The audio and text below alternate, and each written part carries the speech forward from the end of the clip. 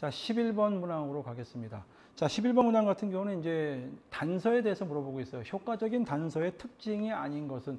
자, 여러분들 이것 꼭 아셔야 돼요. 여러분들 이제 기본적으로 이제 지도자가 되시면은 학습자들에게 어떤 학습의 목표를 달성하기 위해서 기본적으로 단서를 많이 사용을 합니다.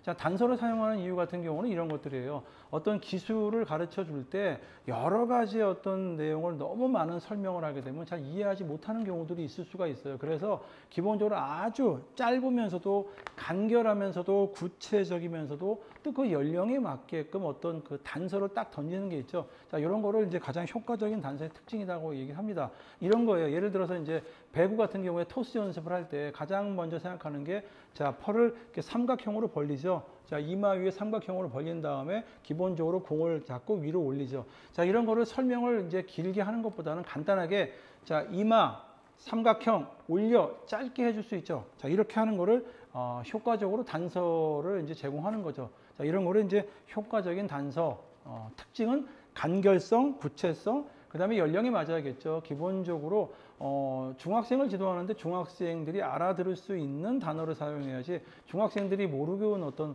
어려운 단어를 사용하면 안 되겠죠. 그래서 11번 문항 같은 경우에는 이제 기본적으로 가나다가 맞고 라 같은 경우는 이제 평가가 가능한 표현이라고 되어 있는데 요거는 좀 어려운 문항이에요. 그래서 요건 틀린 문항이 되겠습니다. 12번으로 가겠습니다. 자, 12번 같은 경우는 이제 지도자가 수업을 계획을 합니다. 자, 조금 전에 나왔던 문제 중에 하나였죠. 기본적으로 우리가 이제 기본적으로 수업을 할 때는 계획을 세웁니다. 계획을 세우고 그 다음에 실행을 하고 그 다음에 평가가 이루어지죠. 그런데 이제 지도자가 기본적으로 계획을 세웁니다. 기본적으로 이제 계획을 세울 때 우리가 뭔가 좀 생각해야 되는 게 있죠. 고려해야 될 요인이 있는데 그게 뭐가 있냐 그거죠, 문제가. 자, 우리가 기본적으로 수업을 할 때는 50분간 할 것인지 45분간 할 것인지 아니면은 더 짧게 할 것인지 시간에 대해서 고려를 해야 됩니다. 자, 그리고 또 이런 것도 있죠.